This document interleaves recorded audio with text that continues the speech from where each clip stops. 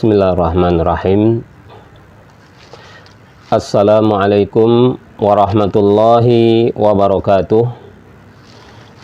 Alhamdulillah, wassalatu wassalamu ala rasulillah wa ala alihi wa sahbihi wa man wala, amma ba'd.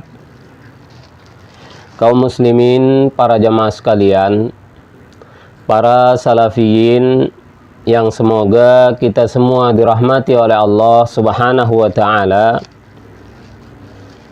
Setelah saya menyampaikan 32 kajian yang insya Allah kajian yang sangat ilmiah, berdasarkan dalil yang sahih, berdasarkan bimbingan para ulama salaf, apakah di 3 generasi atau ulama-ulama ahlus sunnah yang setelahnya, yang semua itu membuktikan bahwa berbagai amalan dan keyakinan kaum muslimin, mayoritas umat Islam, khususnya di Indonesia ini, adalah masalah khilafiyah ijtihadiyah, masalah perbedaan pendapat di antara sesama ahlus sunnah, sesama salafi.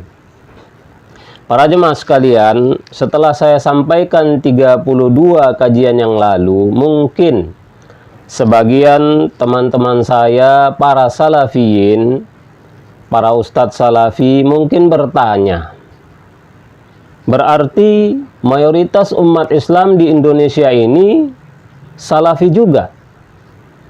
Bukankah umat Islam atau mayoritas umat Islam di Indonesia ini ahli bid'ah, atau pelaku bid'ah, atau pembela bid'ah?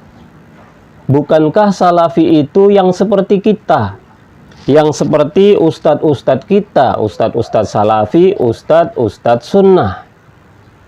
Para jemaah, inilah yang insya Allah akan kita bahas.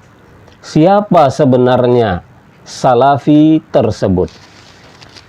Para jemaah sekalian, Syekh Ibnu Baz rahimahullahu ta'ala, dalam kumpulan fatwa beliau, Fatawa Nur ala Darbi, beliau mengatakan, as-salafu hum ahlus sunnati wa humus sahabatu wa atba'uhum bi ihsanin, yuqalu lahum as-salafu salihu wa yuqalu lahum ahlus sunnati wal jamaati. Kata Syekh bin Baz, salaf itu mereka adalah ahlus sunnah. Jadi salaf dengan ahlus sunnah sama 100%, tidak ada bedanya. Dan mereka salaf atau ahlus sunnah itu adalah para sahabat dan orang-orang yang mengikuti mereka dengan baik, tabi'in, tabi'ut tabi'in, dan 3 generasi. Yuqalu lahum, dikatakan terhadap mereka, as-salafus soleh. Jadi mereka disebut dengan salafus soleh. Wa yuqalu lahum, dan mereka juga disebut ahlus sunnati wal jamaah. Jadi para jemaah, para ulama salaf di 3 generasi itu ada 2 nama yang dikenal untuk mereka. Yang pertama salafus soleh, yang kedua ahlus sunnah wal jamaah. Artinya salafus soleh dengan ahlus sunnah wal jamaah sama, tidak ada setitik pun perbedaannya. Nah, ahlus sunnah wal jamaah atau as-salafus soleh, generasi terbaik itu juga disebutkan oleh Nabi Shallallahu Alaihi Wasallam dalam hadis Bukhari Muslim. Kata Rasul, khairukum qarni thummal ladina yalunahum thummal ladina yalunahum. Sebaik-baik kalian, sebaik-baik umat Islam adalah generasiku, kemudian generasi setelahnya, kemudian generasi setelahnya. Artinya para jemaah, salafus soleh atau ahlus sunnah adalah generasi terbaik, 3 generasi, 300 Hijriyah ke bawah. Maka para ulama ahlus sunnah di 3 generasi itu dinamakan salafus soleh atau ahlus sunnah wal jamaah.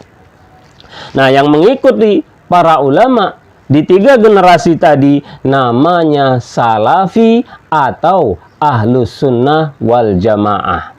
Jadi salafi mengikuti salafus soleh, ahlus sunnah wal jamaah mengikuti ahlus sunnah wal jamaah tadi.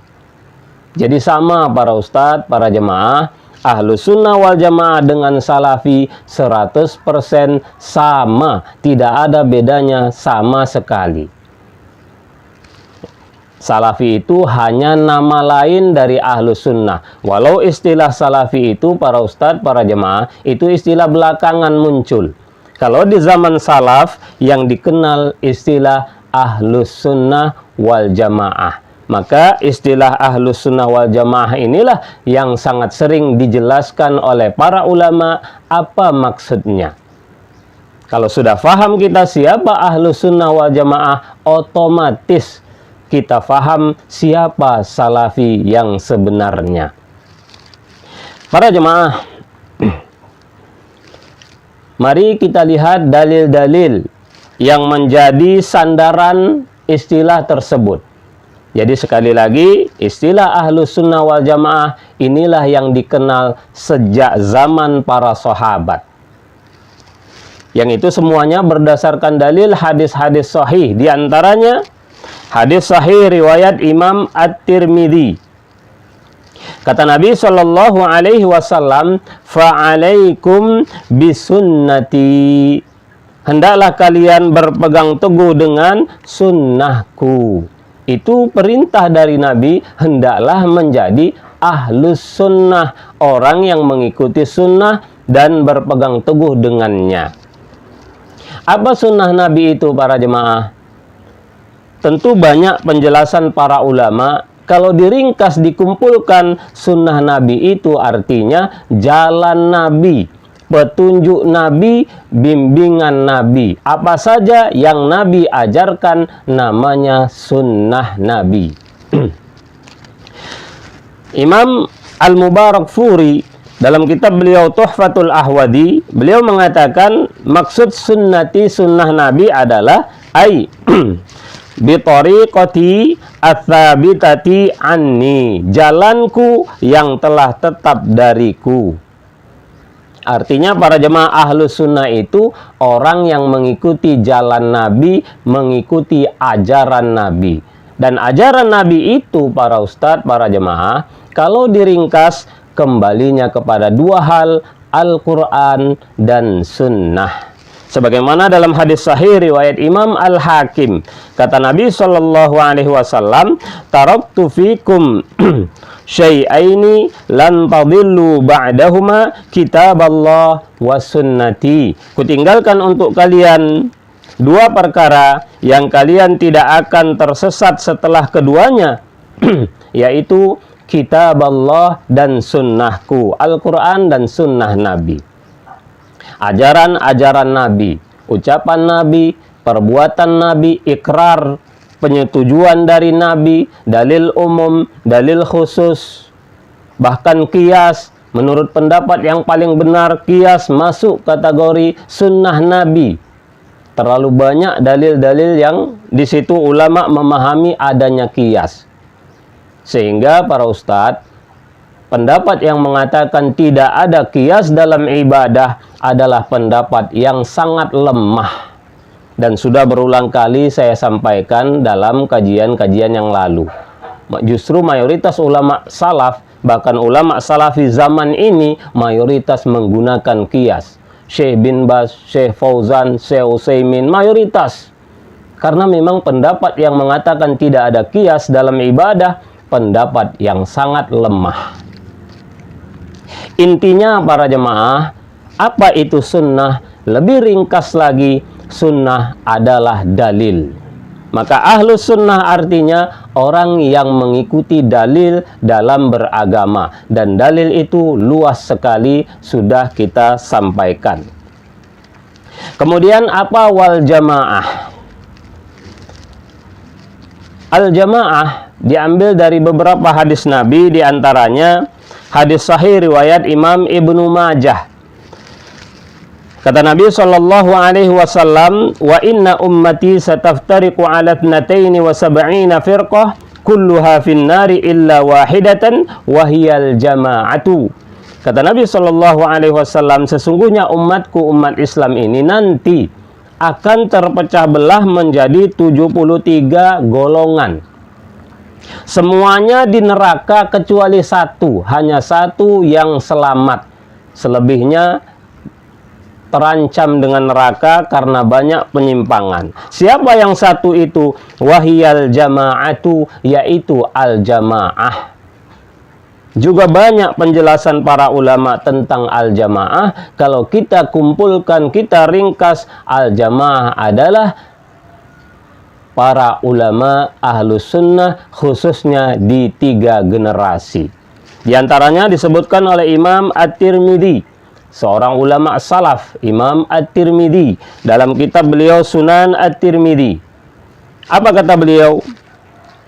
Wa tafsirul jama'ati inda ahlil ilmi hum ahlul fiqhi wal ilmi wal hadisi. Tafsir al-jamaah menurut ulama salaf, yang dimaksud beliau ulama adalah ulama salaf, karena Imam At-Tirmidzi salah satu ulama salaf. Maka yang beliau maksud tentu ulama-ulama sebelum beliau yang lebih salaf lagi, sahabat tabi'in dan tabi'ut tabi'in. Menurut mereka, al-jamaah adalah ahli fikih. Ulama ahli fikih itulah al-jamaah para ustadz. Ahli ilmu dan ahli hadis. Imam Bukhari, Imam Muslim, Tirmidzi, Abu Daud, dan seterusnya. Ahli fikih, Imam Abu Hanifah, Imam Malik, Imam Asy-Syafi'i, Imam Ahmad. Mengikuti ulama-ulama tersebut namanya ahlu sunnah wal jamaah. Ringkasnya para jamaah, para ustadz, ahlu sunnah wal jamaah atau salafi adalah orang-orang yang beragama berdasarkan dalil dengan bimbingan para ulama ahlu sunnah wal jamaah, khususnya di 3 generasi terbaik. Kemudian Imam Ibnu Hazm dalam kitab beliau Al-Faslu fil Milali, kata beliau, wa ahlu sunnati alladzina nadzukuruhum ahlul haqqi. Ahlu sunnah yang kita sebut, mereka adalah pengikut kebenaran. Wa man adahum fa ahlul bid'ati. Selain ahlu sunnah berarti ahli bid'ah. Fa innahum, mereka ahlu sunnah itu adalah as-sahabatu, para sahabat. Wa kullu man salaka nahjahum, dan setiap orang yang mengikuti jalan sahabat, min khiyarit tabi'ina, dari ulama-ulama tabi'in pilihan, thumma ashabil hadithi, kemudian ulama-ulama ahli hadis. Yang tadi sudah kita sampaikan, para ulama ahlu sunnah, ulama salaf.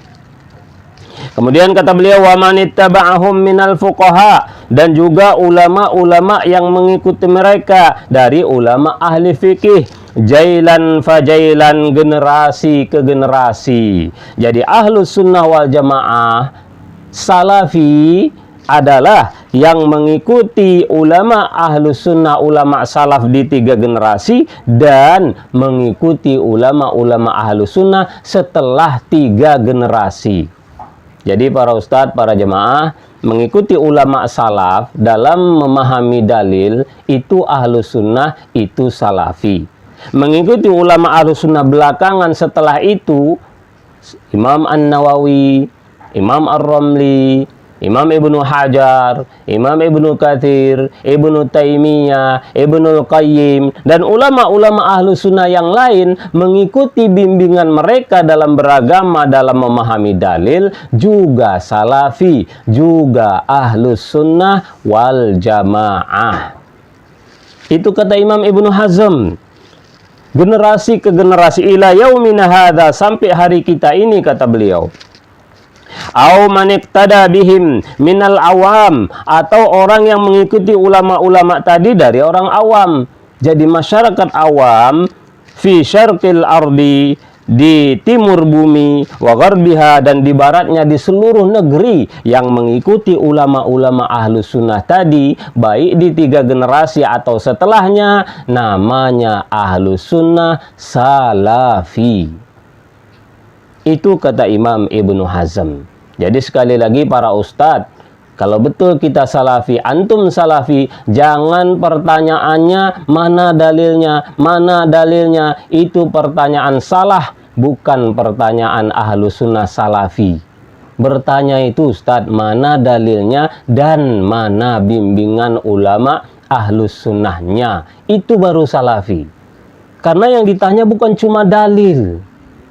Terkadang dalil tidak ada yang jelas, yang tegas. Ulama memahami, mereka berijtihad, mereka yang mengerti, kita ikut mereka, itu namanya salafi.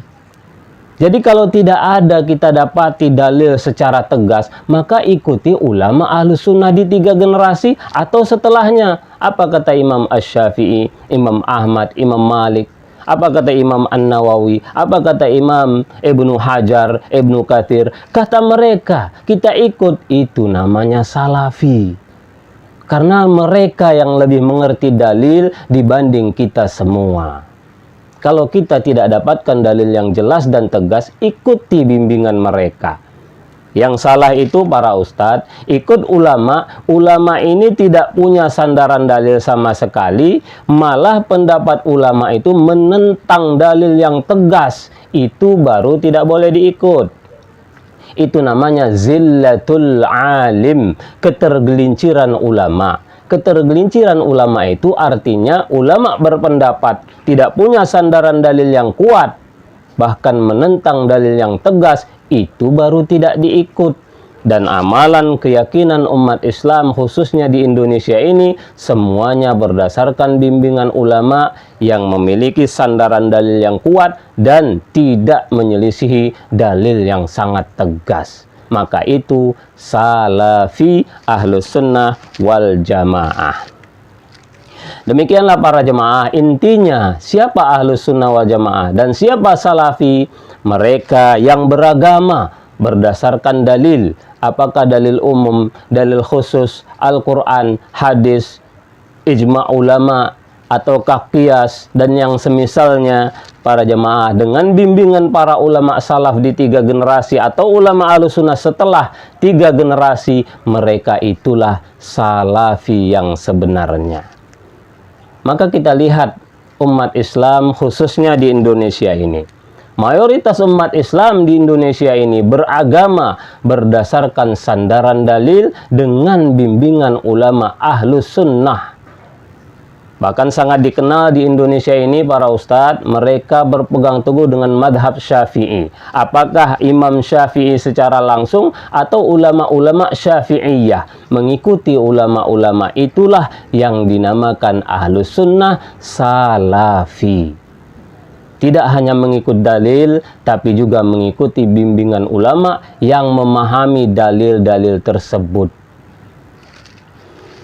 Maka sekali lagi para jemaah, dapatlah kita fahami umat Islam di Indonesia ini ahlus sunnah salafi. Walau umat Islam di Indonesia ini mayoritas tidak mau disebut sebagai salafi. Kenapa? Karena memang para ustadz, nama yang terbaik bukan salafi, tapi ahlus sunnah wal jamaah. Kenapa? Karena istilah ahlus sunnah wal jamaah inilah yang sangat dikenal sejak zaman sahabat. Adapun istilah salafi itu hanya istilah baru belakangan, walau boleh saja itu digunakan.